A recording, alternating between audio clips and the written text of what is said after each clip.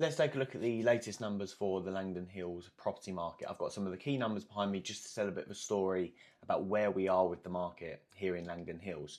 So starting with the amount of homes available for sale, we've got 68 homes available for sale. The time on the market for properties is increasing at the moment. I've written that here, the second line.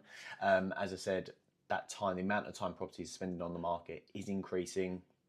That's down to us being still in a slight buyer's market. It is starting to balance itself out. Here I'm talking around the demand. So at the moment, one of the best indicators for demand that we have is property views on Rightmove. And that is currently at 44, which is down on last year.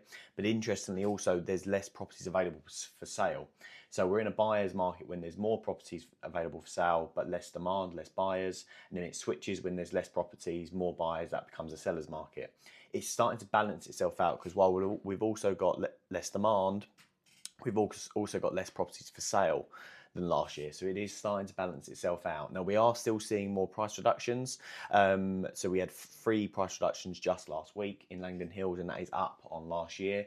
So we are still seeing that the sellers are needing to reduce their prices to become more competitive in the market. But particularly if they're buying on, it's really important. It's not just the price that you're selling for, it's also then your onward purchase. A lot of the time, even if people take a drop on their sale price, if they're buying on, they then that balances itself out because they can get a reduction on the house that they're buying on as well.